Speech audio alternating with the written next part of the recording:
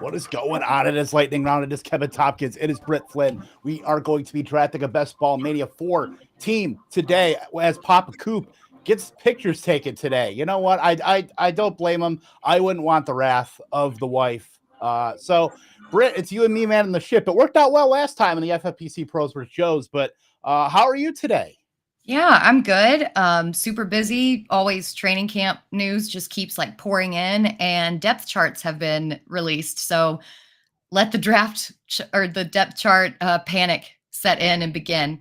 And Lana Del Rey is tonight. So super stoked about that. That's pretty awesome. And then so we got a little piece of news. It's not like fully official yet, but the Saints are kicking the tires on Kareem Hunt, looking to sign him as long as physicals and all health is good. So I'm sorry, that does nothing for me. Like they lost Eno Benjamin to an Achilles tear, and they're going to replace a fourth running back with a fourth running back. Like, does he move the needle at all for you? Yeah, it's a little confusing for me because out of all these free agent running backs, I expected him to be signed last just because I thought that he had the least amount to offer. Um, but I guess it kind of does because when Kamara comes back, what's his role going to be? You know, is he going to overtake Jamal Williams as like that between the tackles guy? Because we've seen him do both, right? As a pass Yep. catcher and as kind of like a short yardage guy. So does that affect Jamal Williams and or Kendre Miller a little bit more? Very interesting to see. And that's something that I'm going to be watching in preseason. Yeah, I just don't know if that moves the needle for me though. I mean, the one thing that it does for me, it allows me to get cheaper Kendre Miller, which that's going to be almost the byproduct of that, and maybe even cheaper Jamal Williams, which I'm fine with. Kareem Hunt, I think, is probably locked in. If he wasn't going to move up anymore after what we thought was going to be a 6 or maybe 8 game suspension turned into 3, he really hasn't moved that much, at least on Underdog. I foresee the other two guys maybe going down with the Kareem Hunt news, and maybe Kareem Hunt turns into an 18th round guy. That's kind of what he was anyway, but maybe he gets drafted more in the last round or two. But I'm here for the Jamal Williams. I'm here for the Kendre Miller bump. Yeah, I think that's probably what's going to end up being the end result, but you can never count him out. And who knows, with these, you've got kind of two older guys and then a young guy who are mixed up behind Alvin Kamara. So who knows what the Saints are even going to do with that situation. And that's my concern with that. But I mean, we'll see. It's going to be Yeah. crazy. Yeah, and that's the best part about, you get these signings and stuff. And it's funny because who had Kareem Hunt getting signed before Fournette and Zeke and Dalvin Cook? Like we saw what Marlon Mack and Kenny Drake get signed, and now it's like working like lowest to highest. It feels like by perception as far as these running backs getting signed. But it's kind of wild, honestly, that Fournette and all these other guys are still unsigned, yet the Kareem Hunts of the world are getting jobs and just trying to muddy up these backfields. Which kind of tells you all you need to know about how the running back position is valued in the actual NFL. They're just trying to get out there, grab the cheapest guy possible, and then just fill a hole in their roster. They don't want to pay like these, I'm not even going to say elite guys, but these former elite guys. It's so wild. Just can't deal with it. Yeah, I can't either. And that's what we want in fantasy is we want to be able to get these ambiguous backfields. Like obviously we have been drafting a lot of Miami Dolphins and drafting a lot of Chicago Bears, even like Washington, Philadelphia to an extent. Like all these ambiguous backfields are great for us drafting because we know maybe one or even two of these backs are going to come out with roles, but we don't have to pay the premium prices to find out who. I mean, the highest of any of those running backs that I mentioned is probably DeAndre Swift, and that's in like a low 7th, high 8th round pick of all those guys. And that's not even counting backfields I didn't even mention. Yeah, 100%. I think that the ambiguous backfield is something that people really need to study. And if I'm not mistaken, you have an excellent article in the Fantasy Alarm Draft Guide about contingent backfields, ambiguous backfields. Hint, hint. If you're interested about reading more, go check it out in the Fantasy Alarm Draft Guide, fantasyalarm.com/draft, and it'll be updated up until the start of the season. So yeah, if you're interested in learning more, go check that out. That is as professional a segue as I've ever seen on any airwaves, let alone these airwaves. But yeah, the car system, if you will, contingent, ambiguous, receiving, and standalone. I profiled all in our late round running back article. You can find that in the draft guide on fantasyalarm.com. We have the 104 right now. So Mm. I think 104 through 106 is the best spot to draft in because you're still getting an elite top end player. And then you're still getting at least whatever's left on the turn. I mean, we're not going to get shut out of really any position. So I like this out of the 104.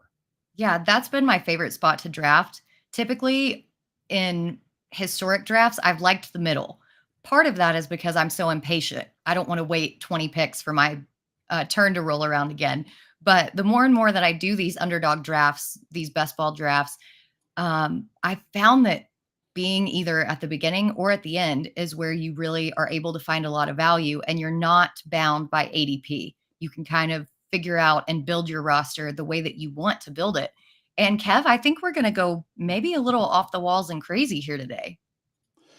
Yeah, let's absolutely do that. We'll see what comes to us here, Jefferson Chase. We'll see what happens. I do see one of your familiar faces, our familiar faces, at the end of this draft here. Grim, I believe you know him, Grim Sellers. Is it? Is it? Oh, that Joker's in here. That guy's in here. All right, we're on the Yeah. clock. What do you So think about Cup, Hill, Kelsey, Eckler? I'm super high on Hill. Honestly, any of these guys. Yeah, I think I would go Hill. I think with the offensive line and Tua taking those classes, he's solid.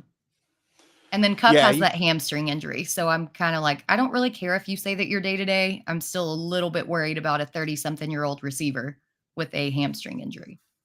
Yeah, and that's the kind of the downside on Cooper Cup where I was drafting him at 103 ahead of CMC and Tyreek Hill, and the market kind of did that too. They flipped probably in June or so, at least Cup and Hill. But now with this hamstring injury, it's kind of giving some pause there where people are taking CMC and you can get Cup, maybe a pick or two lower, but there is always that risk because Cup is 30 years old and, the offense pretty much flows through him. So they're really hoping for a second option. I mean, I guess Tyler Higbee, if you want to call it that. But as far as the wide receivers, it's Cup or Van Jefferson, I guess, if you want somebody that's going to chase off a safety. That's pretty much all there is. So I do like Cooper Cup. I am still taking him in PPR formats. I'm not as worried maybe as the consensus is about the hamstring, but that is the downside that you have to kind of weigh if you are going to take him. Yeah, and the reports that Matt Stafford was actively being shopped around the league, that they were interested in trading him, also kind of just intrigues me a little bit as well. Like, do they want to shop him because of his salary, or do they want to shop him because they don't feel like he came back from that elbow and that back injury okay? So those are the questions that we desperately need answers to. Hopefully we'll get them as preseason and training camp moves along. But just interesting all the way around. Yeah, definitely interesting. So we see some running. I mean, Barkley and Chubb into the first round is Hmm. a bit interesting here. I will say this underdog. Like, where's my badge? I've got more than 500 drafts in me. I need that badge for as much social media clout as I can get here. I'm already behind the eight ball here. Amon-Ra St. Brown, AJ Brown going 2-1-2-2. Tony Pollard jumping up in the 203. So we're seeing some interesting stuff here. Maybe a little different texture than we're normally used to with some guys flip-flopping here, but really the same cast of characters all going in, kind of different order, but it's the same result. We're still staring down the barrel of probably a Derrick Henry, Chris Olave, Jalen Waddle as we come back here. Yeah, I think so too. It is interesting that Chubb has moved up into the first round. I've loved Chubb for as long as he's been in the league, but the big knock on him is that in PPR and half PPR, he doesn't catch passes. As soon as that news came out, everybody is like, he's going to be a pass catcher. Let's move him up. And he has jumped from late second to late first. I mean, he is It's crazy how much his ADP is flipped. But in a big tournament like this, again, you can't be bound by ADP. You've got to Right. kind of take those swings on the players that you believe in, because that's going to differentiate your lineup from everybody else. If you draft by ADP, you're going to have the same lineup as every single other person in that spot. And so in this big tournament, you want to make your lineup different. You want to kind of go out on a limb. We're back up here. Sorry. Did you want to go? I'm fine What do you with think about Henry. pick?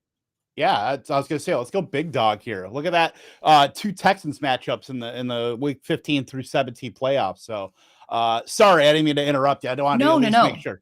Yeah, that's good. And another thing that I will say about Derrick Henry, I feel like a lot of people are off of him because of their offensive line problems. But then you hear that Mike Vrabel wants Chigakonkwo to be better at blocking, that he wants everybody to be better at blocking. That's going to be the plan. You know, it doesn't really matter how the offensive line works out with Derrick Henry. He might not be the best at, yards after contact or whatever it is, but they're going to find a way for him to get a couple yards downfield here and there.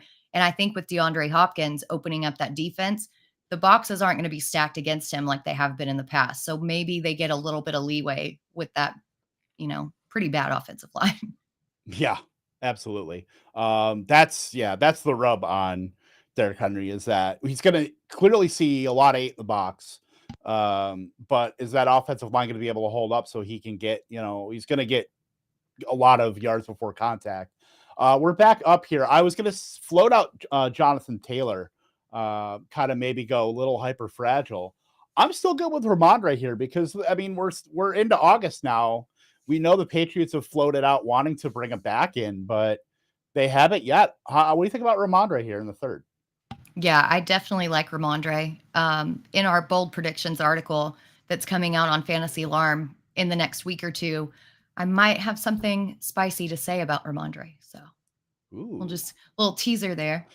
Look at that. We got the segues. We got the teasers. This is like, Britt, did you go to Newhouse in the past week? And, what happened? I mean, Wait, what's Syracuse Newhouse? is going to come call it. Syracuse's journalism school. Oh, no. No, I didn't. But, no, I didn't. But, I do have a minor in strategic communication. And so maybe I've just been brushing up a little bit on the undergrad things. that is strategery, if you will. I wish we had that clip loaded in the hopper. We do not, but you know what? I will have to put it in there for next time.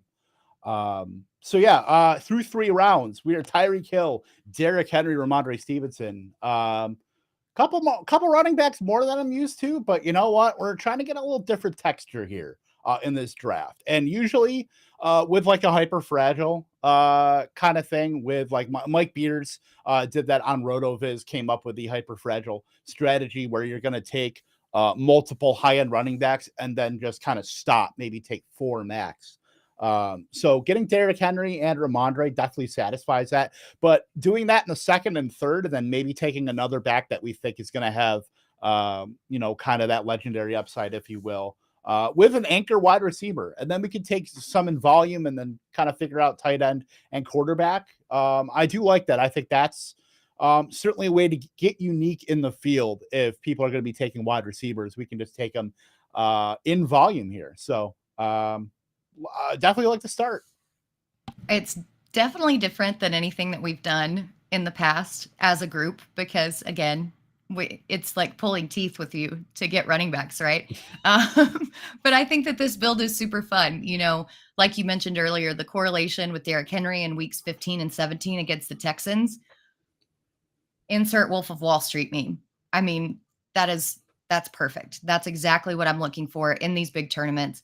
Now we just have to figure out a way to get to the postseason and get to week 15 and 17. But with that anchor wide receiver build, I think that we're well on our way. Yeah, I think we would honestly like the kind of, if we had taken just running back, and then a wide receiver, like we'd be in Calvin Ridley.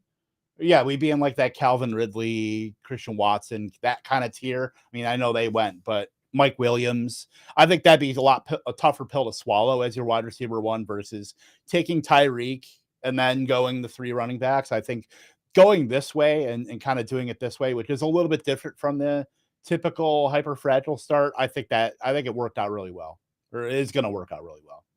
I do too. All right, so who are we looking at here?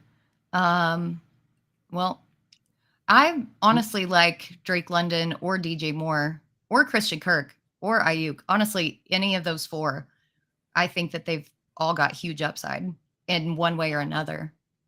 Yeah, I like London here, and we can always play that third running back later too, and still do the hyper fragile. I think that would kind of lock us into doing a fourth running back, maybe a little bit earlier. Like usually with like the hyper fragile, you can take 3 and then take like a gap, kind of the guy to fill in the gaps, maybe like a I don't know, like Chuba Hubbard or like a Jeff Wilson or something like that later. But you could probably bump that up a little bit if you take your third running back a little bit later than you typically do, where you can maybe get like a Jerick McKinnon to kind of fill that gap. And then, you're set as far as bye weeks, you're set as far as, just any kind of projection error or anything like that. So ETN would have been really nice. I think he would have been kind of locked into that if we're going to make a bet on Jacksonville, which I mean, I really like Jacksonville this year. I know Calvin Ridley's kind of steaming up boards here. See, I'm not on board with ETN as much as everybody else is. If you look at his efficiency metrics last season, his touchdown work from 10 yards or less, I think he got like 1 touchdown from that area. With Tank Bigsby entering the mix, I'm just not convinced that ETN loses a lot of that touchdown equity to Bigsby. And bringing in Calvin Ridley, I think that his receiving work is going to go down as well. So he might be the guy, who picks up yardage, but we've seen time and time again that running back carries are not worth what running back targets are. And if he can't get into the end zone like he has in the past, I'm a little bit worried about his production. Okay, so I don't know what just happened. It literally just auto drafted Mike Williams, and we weren't on auto draft, so I'm confused there. But okay, yeah, it just literally bypassed us and went to Mike Williams. So I'm going to turn autopilot on and then turn it off because I don't. Interesting. Yeah, I didn't. It wasn't set on, so I was going to float out Aaron Jones there. I mean, if we that's what I was actually going to suggest on the next turn, but we will roll. I mean, we still have 3 wide receivers. We can still play it. 2 running backs. If we don't end up getting a third, we can still play the hyper fragile game. Like there are running backs that we are projecting to get volume, and if they surprise, then I mean, better for us. I mean, we could even play it with a Miles Sanders. We could even play it with a probably Madison ain't getting back to us, but I think there's a chance that one of Akers, Miles Sanders goes. Good Lord. Yeah, and look who took him. Yeah, I saw that. I was talking about it on Twitter today about Carolina's offense, how I just don't. I mean, I know you're into Miles Sanders as well. I just don't see a world where they win more than like 4 or 5 games with their offense. I know they have a great offensive line. I still don't see Miles Sanders really doing a lot in that offense when they are going to be down. And maybe a full PPR, maybe I could understand that if we're bumping up the receiving work that he was a little bit more efficient at last year, but I just don't see it. Like, talk some sense to me, Britt. Yeah, so I think that we're looking at Carolina's win total, which is, I mean, admittedly fairly high at 7.5 for a rookie quarterback. But if you look at their line, if you look at what Ike Ekwonu has done, who was one of the best run blockers on the line in last year's class, and now he's had another year to develop, I don't necessarily think that they're going to put all this pressure on Bryce Young to just pass. I think that they're going to try to control time of possession, and a big part of that is with Miles Sanders. We've talked time and time again, a good tight end and a good running back is a rookie quarterback's best friend, and that's what they've got Miles Sanders there to do. I just think he's going to have a lot bigger role. It might be that confounding situation where when they're down, we're like, why are you running the ball? You need to pass. You need to catch up. But they're trying to take some of that pressure off of Young. And Sanders is going to have a big part to play in that. Right. So I wrote the article on why you shouldn't draft Alexander Madison at ADP, but he's not at ADP. He's a full round after. Yeah. So I'm fine taking Alexander Madison here and, Y- playing the fact that he could just crush in volume. Yeah, I think that discount helps a little. I'm still not sold on him, but if you look at, I think I rather would have taken David Montgomery here. But with that built-in value, if he's durable, right? That's the big knock against him, that we have Right. such a limited sample size of his starts that we don't really know if he can hold up to that humongous workload that he's going to get. But if he can, I mean, he should be decently efficient. Um, R- we'll just, Right. it's the off-season part of if. I'm so tired of saying if. I'm so tired of it. I just want to see real football and get some real stats and data in the mix. Ex- exactly. Like, trust me, the athletic profile isn't that exciting. The fact that he couldn't wrestle more work away from Dalvin Cook is concerning, but I think just the getting a round discount on him mitigates some of those concerns where I would much rather draft him at the end of the 6th round versus the end of the 5th round. So, I mean, it doesn't alleviate all the concerns, but I think it makes you feel, I shouldn't say better, but it's really it's less of a risk, I guess. Yeah, definitely taking somebody or an entire round after ADP makes you feel a little bit safer because you're not Yeah, paying that premium ceiling that we were looking at. right. If Madison can play 19 Detroit Lions for 17 games, I think we'll be good. Yeah, yeah. But I don't think they're going to be that way this year. I I think their don't think defense is going to so. be a lot better. Yeah, a little bit. All right. So we've got some options here. Tight ends kind of picked over. So is quarterback. Could probably figure those guys out late, but what do you like out of Pickens, Quentin Johnston? Do you like a wide receiver here? Man, Pickens has really been making some big waves in camp. And I don't necessarily know how I feel about Pittsburgh's offense as a whole, but in a best ball, all he needs is, a touchdown to fit into the lineup. Yeah, I mean, I do like Pickett's. I mean, we're really hoping for the Kenny Pickett year 2 bump. I mean, we saw it last year where Trevor Lawrence was left for dead when the kids were running the program in Jacksonville, and they know it's not the same thing. But we've seen these year 2 bumps out of quarterbacks that have really that we thought were disappointments in year 1, and we're getting such a discount on a guy like Kenny Pickett, and we were getting the discount last year on Trevor Lawrence too. So we know the weapons are there. We know that they've improved the offensive line.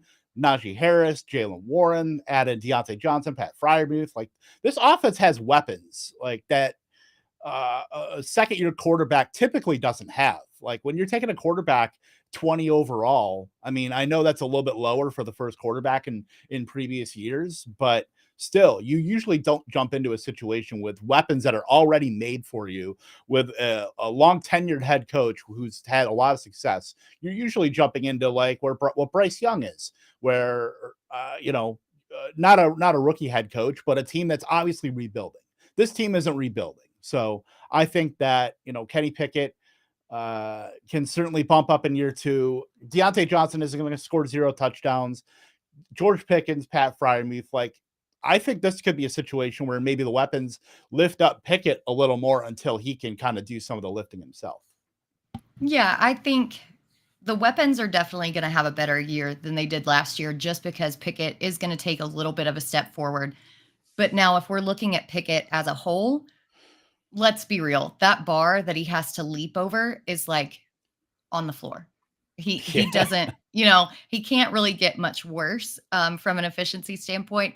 So I'm not necessarily looking at him to have a great season, but what I am looking at in these best ball formats is for his efficiency to tick up just a little bit and for them to like pop into our lineup from week to week. Yep. Absolutely. So after 7 rounds, let's just go through our roster real quick. Tyreek Hill, Derrick Henry, Ramondre Stevenson, 2 running backs in the first 3 rounds. Drake London, the curiously auto-picked Mike Williams, Alexander Madison, and George Pickens through 7. So 3 running backs, 4 wide receivers. I do like the squad. I'm a little curious. I mean, Mike Williams, I guess, was 7 picks after ADP, so I guess it's not a terrible thing. It's a good bet on the Chargers offense, but would like Darren Jones there, and then maybe Madison turns into another wide receiver. But we're playing the cards we're dealt with. It is what it is. We're back up here in a couple picks, so go to the full board here. Any thoughts here? Because I think there's a couple quarterbacks that stick out for me. You know that stack is staring us in the face. Yes, it is. Absolutely. And I'm curious to see We Waddle, both have one. the Waddle drafter is here. So, but they do have Josh Allen. They I could was all, going to they could, say, yeah, that's where you kind of want to take a look and see if you have some cover, if he's going to go Allen Tua and then call it a day. let's go. Let's go. Let's go. Let's see. The suspense is killing me. We need what we need is a drum roll. Yes. Honestly. Some little sound effects in the background. Yeah, man, they're thinking about it. All right. I think we got to go Tua, right? Have to. Beautiful. I will take it. And Deshaun Watson kind of sliding a little bit. Yeah, I mean, I'm not opposed to Watson. I think that having another year in the system and shaking the rust off last year, and then having another weapon or two, with Cedric Tillman, with Elijah Moore coming in, he's going to be a little bit better. And it was really cold when he came back. And people don't realize, like, playing in cold for quarterbacks is a really big it's a really big obstacle to their fantasy production for sure, because they're just trying to not turn the ball over. The receiver's hands are cold, the quarterback's hands are cold. I mean, it makes a big difference in throwing and catching that ball. So I think he's going to start off a lot better this year, but I could not turn down that stack. Yeah, that's really hard to turn down. We know this offense is going to be just hyper efficient and going through Hill and Waddle, and we'll see who the third target in that offense could be. It could be A-Chain for all we know. I mean, we know they're going to trot out like just the random, like Robbie Chosen and Braxton Berrios, Durham Smythe, like that. The third weapon is not really a target. Like they're all getting undrafted in these best balls in 18 rounds. So I mean, the market is clearly honed in on obviously Hill and Waddle because they're top 20 picks consensus. But we're back up here. I think Bateman would have been interesting. I'm not as worried about the foot injury. At least he had to get a screw removed. So we're seeing some discomfort there. We are not drafting Alec Ingold, scampers. I'm sorry. Any thoughts here? I don't hate Kadarius Toney after they said that he's going to come back for week 1, that he's going to be ready. I think his upside kind of outweighs the risk, especially in a best ball. I think we got to take bigger swings here. Then that's when we're taking wide receivers in volume. I think when we have to kind of make up some ground, I'm totally in with taking just bigger swings. And we've got, Tyreek Hill's the obviously massive deep threat. Drake London, we're hoping that, that offense can uptick in efficiency as well. Mike Williams, we know that they're going to throw the ball a ton. George Pickens, we're hoping for just some efficiency spike. And then Kadarius Toney, we're just stay on the damn field, dude. That's all he has to do, right? I mean, that's all he has to do. He made Kyle Trask look good at Florida. That he's got the talent. He just has to stay healthy. And that's been the biggest issue of his entire career.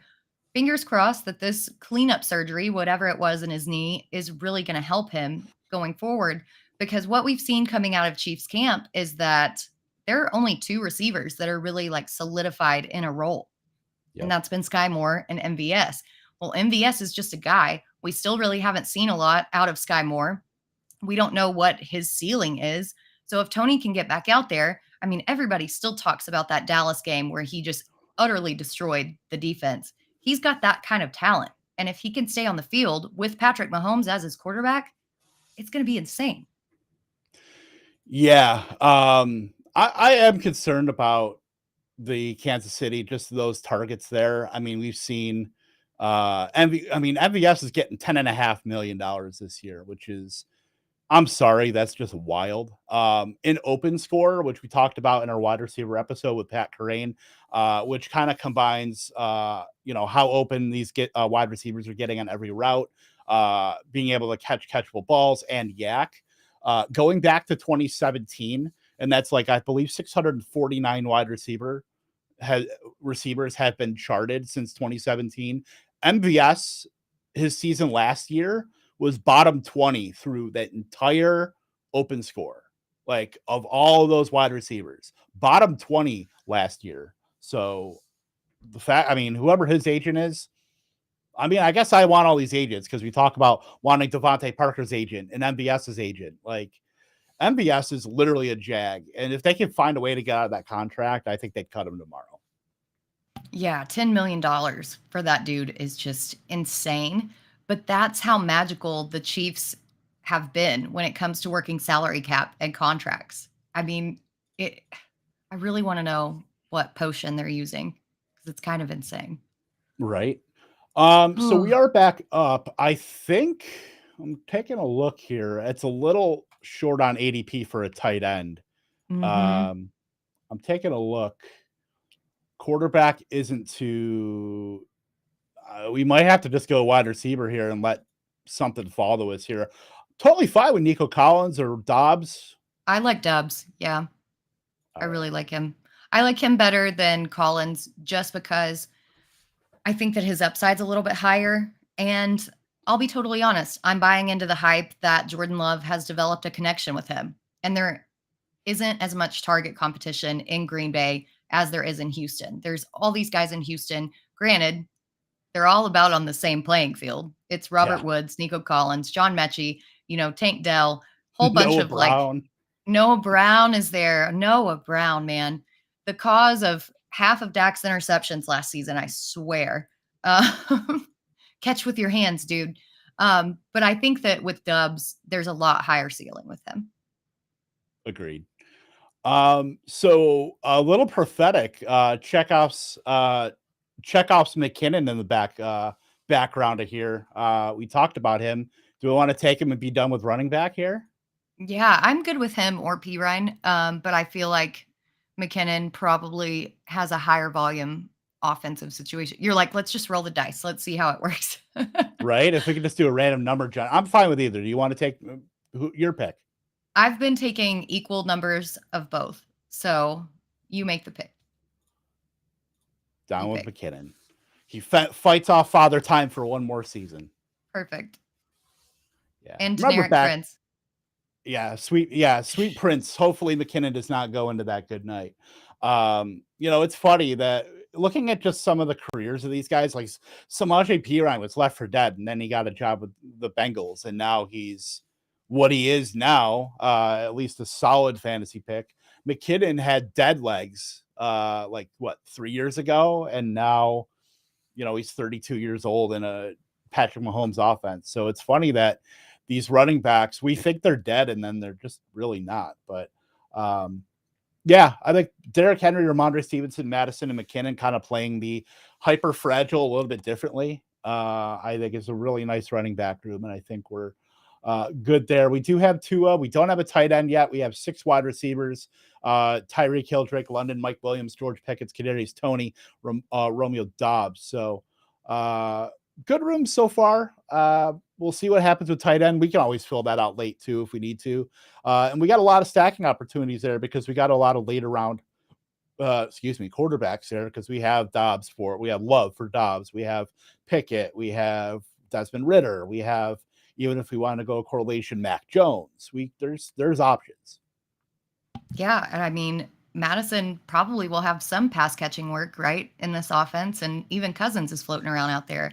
Not super exciting, but somebody on a team with a bad defense who's probably going to have to throw quite a bit. I mean, Kirk Cousins, the thing about Kirk Cousins, he is not sexy when he gets his fantasy points. He'll start out the first half with at times -3, but then he always finds a way to come back and just put up these crazy stats. And it might give you a heart attack on the way there, but he somehow finds a way to get it done. And it's really infuriating, actually. I Well, think there every Cousins single goes. there he go. Yeah, there he goes. I think every single fantasy football take that about Kirk Cousins has started with here's the thing about Kirk Cousins. Like, I don't think it's like, Kirk Cousins, we're drafting him at, QB5 this year, and here's why.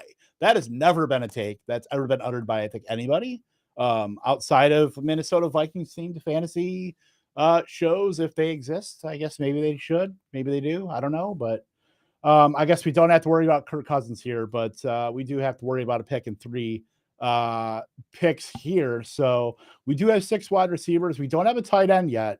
Chikakonko is still kind of floating around there if we want to keep going on the Tennessee bet. And that maybe could open up Tannehill as well.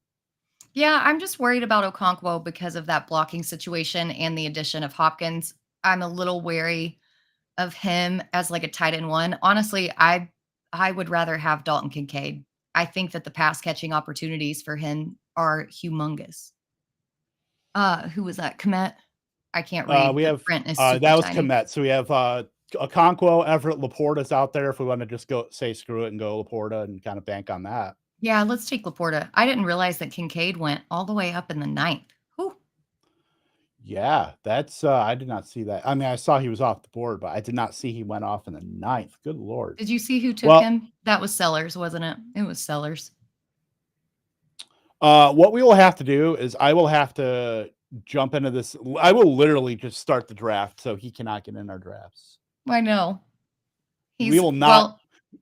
He took, I was like, who took Dulcich? And I was like, looking at the board when you brought it up, he took Kincaid and Dulcich back to back, which is, I mean, kind of genius. You're hedging your bets on like 2 really high upside players, but also it's infuriating when we've got somebody from inside the house literally doing the drafting.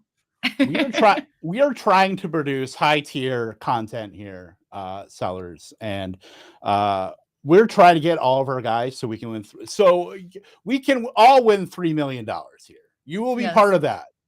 I mean, you are married to Britt. You're going to get part of that. We're all going to go have a giant pizza party somewhere. And what are we doing? Totally. All right. Who's on the board for us now? Chikakonko still. Let's see. Quarterbacks. I hate that. I mean, we're gonna have to take a few tight ends here at least. Yeah, I would take a stab on him. I mean, if he doesn't go, this guy has 2 tight ends, so we'll see. Jaylen Warren. I love Jaylen Warren. I'm gonna be like so overweight on him by the time the season starts. Mm-hmm. Yeah, I'm fine with Chikakonko here. At least he's our second tight end, and we can kind of mix and match upside plays here, and maybe a floor play later. We still have to have to grab a quarterback, but that also puts Tannehill in place. So, certainly you can go to go ahead. Sorry. No, I was just going to say, I think that it was better to take a tight end there before it thins out, because the tier break that we saw after Goff, Geno, and Cousins all went, that tier break is a big one. So we don't want to reach on that. Yeah, where I'm in all of my Palm 2 slows right now, and I'm in the 14th through 18th round in all of them, and staring down the barrel of Aaron Rodgers, Kyler Murray, Matthew Stafford, Jordan Love, Brock Purdy every time is enough to make your head spin. So I guess it seems like I get a lot of those guys just because I usually punt QB2 for the most part. I'm taking a lot of Purdy because I am taking a lot of Ayuk. I'm taking quite a bit of Debo. And then maybe some, I was taking Elijah Mitchell. I'm probably going to be taking Jordan Mason now quite a bit. I think that's interesting too, is that some of the beat writers in San Francisco are talking about Elijah Mitchell as a guy who could possibly get cut. I mean, it seems like Kyle Shanahan. I don't know if he's just like the most overly emotional and just out there head coach, but we're looking at a guy, he traded up for like what, Tyrion Davis Price. He traded up for Dante Sermon. Pettis. Yeah, Trey Sermon, Dante Pettis, like obviously Trey Lance, all these guys, and then he's just like done with them. It's kind of crazy though, but it tells you, at least as a fantasy manager, we don't have to figure it out for ourselves. He basically lets you know. He bypasses the coach speak, and he's like, these guys are on my shit list. They're not getting any reps. They're done. Don't take them. And I will say, from what we were all gaslighted into doing about Trey Sermon because of the beat writers a few years ago, I don't necessarily trust all the information that's coming out of camp because he might be a little just cheeky with them. But Mitchell's injury concerns over time, I mean, he's already hurt. It's camp. He's missed a ton of time in his first 2 seasons. That's something that really worries me. We're worried about the wrong running back on San Francisco's roster being injury prone. Yeah. I'm sorry. Kareem Hunt in the 14th round is just irresponsible, I would say. Yeah, I don't like that. I don't like that pick at all. That's too that's too reactionary, I believe, to the news. I mean, I think Henry Miller is still out. Like, he's going ahead of him. What are we doing? Yeah. What are we doing? This is your lesson to not overreact to breaking news, because there's always going to be somebody either in your home league, in a best ball, whatever, who is going to react to this news. Yep. Whatever we hear. Like the Roschon Johnson news. He's currently 5th on the depth chart. I would have rather had him over Hunt. Yeah. I mean, draft me some trusted Edner. Let's go. Yeah. Do you like Travis Homer? I do like him. Not gonna lie.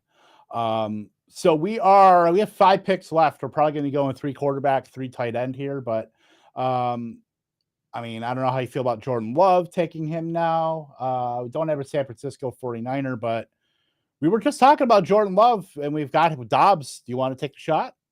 Yeah, might as well. At this point in the draft, I mean, the tier breaks hard and fast from here. And, you know, we say that we're worried about Green Bay's offense because we don't know about Jordan Love, but what if he's good? What if he's good? What if people go back into my tweets from late April of 2020 when I was talking about how terrible Jordan Love was as a draft pick? What if people go back in my tweets and look at that in December when Jordan Love is an MVP candidate? Like, what if? We just don't know. That is the prevailing theme of this offseason. We just don't know. So what if Jordan Love is the guy you need? And I think it's the thing every single offseason, because we were out on Seattle last year while we were super high on the Broncos. But I feel like this year more than usual, because we do have so many rookies. We have so many older free agents who are on new teams. We have 16 new offensive coordinators. That's half the league. We don't know how these offenses are necessarily going to run. So the uncertainty in fantasy this season feels, to me at least, like it's at an all-time high. That's definitely a consideration here. My man, Luke Musgrave, who showed out on family night for getting a pass from Jordan Love in the side of the end zone there. Definitely like him getting every single first team rep there in that family night scrimmage that they did not televise in Green Bay because they did not want the competitive advantage for other teams to see what they're doing, even though pretty much it all leaked out on Twitter, so it was a moot point anyway. But we're back up on the clock here. So I will tab off of quarterback. I will switch us to the other screen here. Got to wait out Ryan Sherrard here. So we have options here. We can go tight end. We can go wide receiver. I think we're done at running back, and we could probably punt off quarterback. I would say we're going to have to take a third, but could just double down and take like Jaden Reed. Yeah, if we're just going for that full-on Green Bay stack, I mean, we might as well. Because again, it's in this unknown region where we've got the unknown of Jaden Reed, but we've got like Richie James, Hunter Renfrow, like Isaiah Hodgins, just people who really don't move the needle in excitement for you. So in that situation, I think that I would rather chase that upside. And Dubs and Watson were hurt for a good part of last year. What happens if they get hurt? He might be one of those wide receiver handcuffs that we talk about who inserts himself into the offense and has a more prominent role in the case of injury. Yep. Listen to this. All right. It's week 17. Vikings versus the Packers. Alexander Mattison is running wild. 240 all-purpose yards, 3 touchdowns. Jordan Love is like, you know what, guys, I got this. Jordan Love, touchdown to Jaden Reed, touchdown to Romeo Dobbs, another one to Reed, another 2 touchdowns each from Romeo Dobbs, Jaden Reed. We get 35 points from Alexander Madison. We're bringing home $3 million. Just say it. Yeah. And, Minnesota's defense is kind of cockapoo.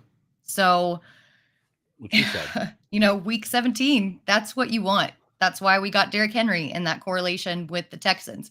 And I don't think we talk enough about correlation and how much it matters, because there have been so many years in home leagues and best ball, whatever, where I've been undefeated through the entire season and then go into that final week 17 matchup and pull a Patriots with like a head catch for the loss, and that correlation with poor defenses with good matchups really does matter. And I think it flies under the radar a lot of times when it really shouldn't.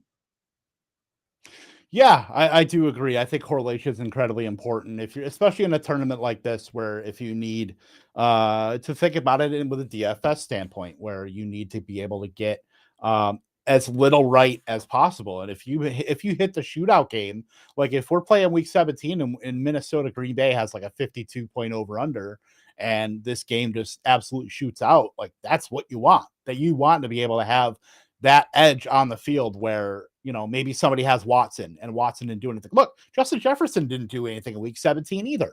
So that's kind of what you're looking for.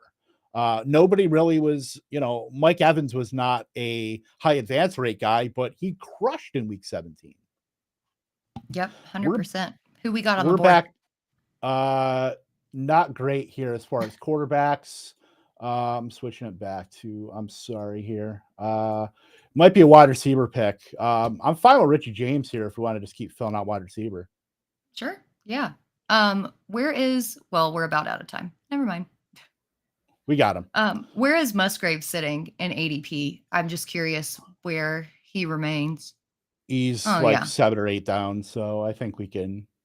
That's perfect. Unless if Sellers gets an idea, I'm going to come over there, I swear. I'm going to come out of my office. I'm going to throw my headset down. Y'all are going to see like that old cartoon, like black and white, stand by with that. That's what's going to happen if Sellers takes Musgrave out from under us, because that is unfair, bro. That is unfair. That is unfair. So right now, through 16 rounds, I will recap this for the audio listeners. Tyreek Hill, Derrick Henry, Ramondre Stevenson starting on 2 running backs in the first 3 rounds. Drake London, Mike Williams, Alexander Madison is our 3rd running back. George Pickens, Tua, Kadarius Toney, Romeo Dobbs, Jerick McKinnon to end the running backs. Sam Laporta, Okonkwo, Jordan Love, Jaden Reed, and Richie James. Solid squad here. I do like it. We probably will have to grab another quarterback and another tight end here to fill out the roster. But as constructed right now, quarterback might be a little bit iffy, not going to lie. What? I really do like Ritter, though.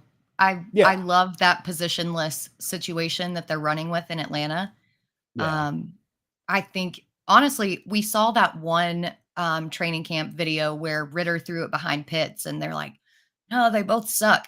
But what people didn't see was that he was 8 of 9 on that drive. That was the only bad throw that he had. And I think out of these guys remaining, that he has the most rushing upside and most, thanks, Kev. We don't have to talk about it anymore. we were already heading down that path anyway. So, I figured if it wasn't going to be him, we'd have to probably correlate. I guess we had correlation with Mac Jones and Ramondre too, but we didn't really have anything for Washington either, or a San Francisco guy. So it would have been just literally naked Sam Howell, which is good for everybody. No, thank you, please. But no, I think between Drake London and then honestly the possibility of Ritter just taking it himself with his legs, because he has 4.55 speed. He's not that guy like Sam Howell who they're like, oh, he can run, but when you see him on the field, he just looks slow as molasses. Ritter has like legit speed.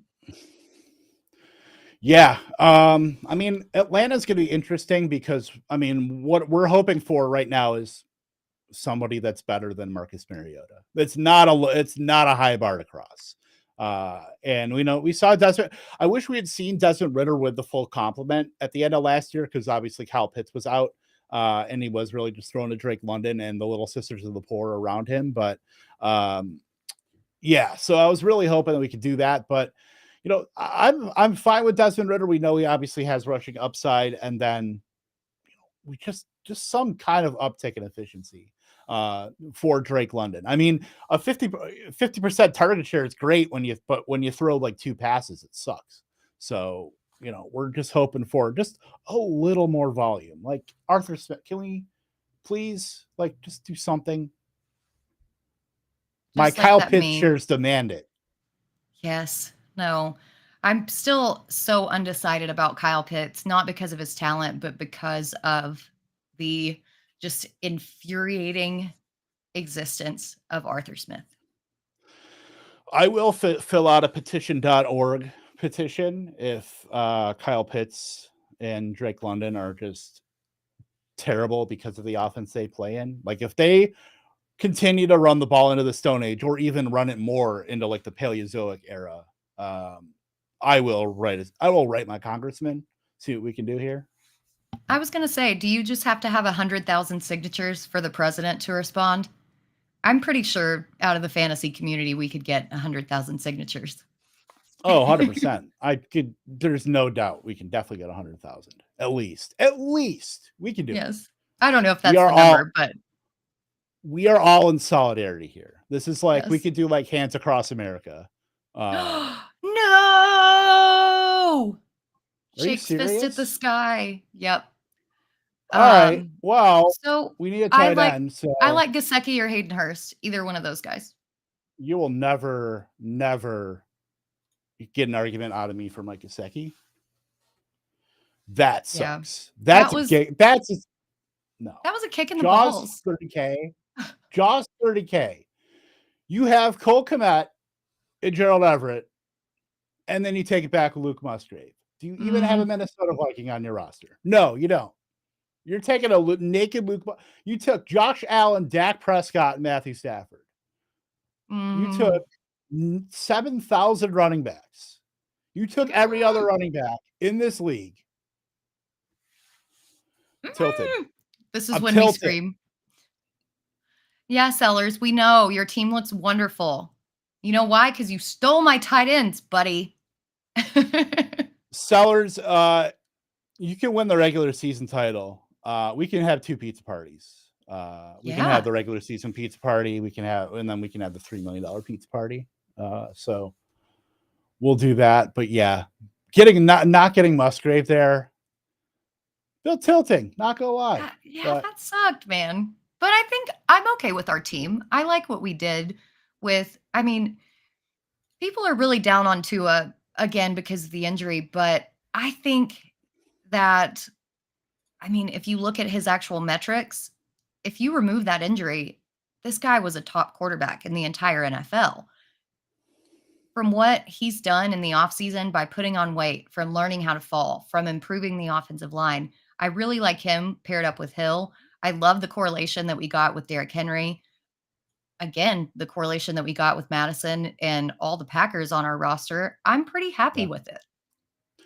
Yeah, we don't usually do the 3-4-8-3 build. It's definitely, I don't want to say out of our wheelhouse, but we do tend to, kind of maybe go toward an anchor build and then go from there and then take a bunch of running backs late. But, and then we really kind of punted quarterback more than we usually do. We usually take 2 solid options, but we took Tua as a mid-range option and then kind of paired him with Love and Desmond Ritter. So I do like that there. Sellers, you took Laporta for me. Well, as Jack would say, karma is a bitch.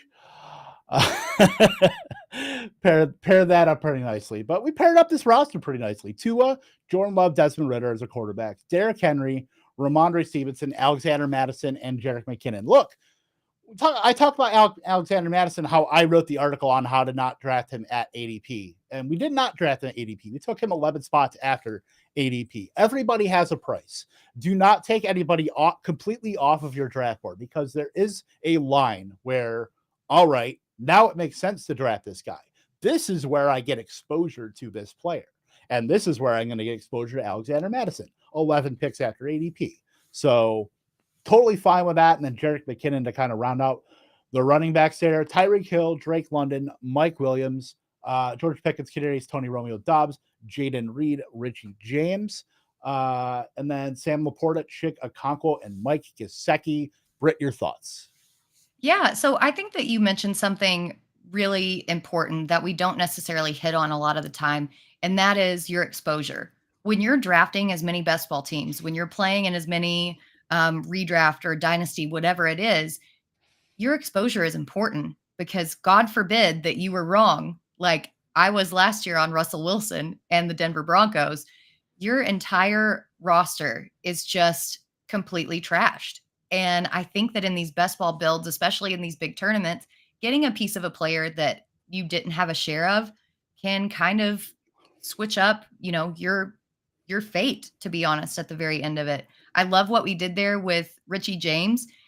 I know that his name is kind of just a guy, but he came on for the Giants. And in this mishmash of receivers that Kansas City has, why can't he be a guy?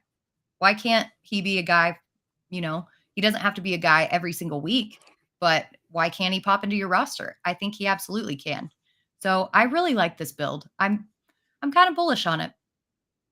Yeah, like we know Kansas City plays literal like roulette with their wide receivers. Like, who's going to score this week? This has been a thing since like the Byron Pringle days and all these other just random wide receivers. It's literally spin the wheel, and whoever it lands on, it lands on Mecole Hardman one week, it lands on Byron Pringle, lands on Noah Gray, lands on Joe Fortson.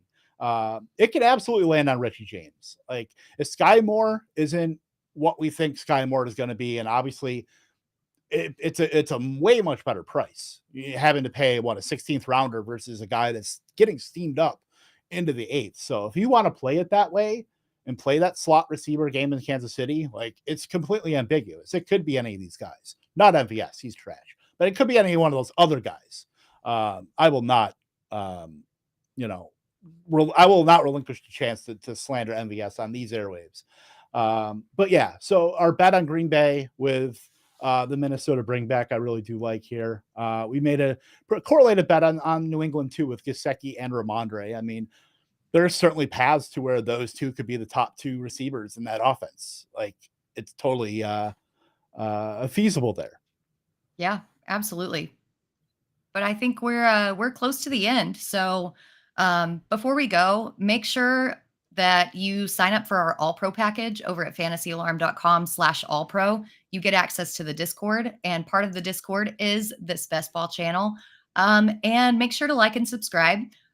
You can rewatch these episodes on the Fantasy Alarm and Better Sports Network YouTube page. And Kev, take us out. Absolutely. For Britt Flinn, I'm Kevin Tompkins. Hopefully we'll have Andrew Cooper here next week. We'll see what happens with that. But for Britt, for Coop, I'm Kevin Tompkins. We will see Toodles and see you at the Expo.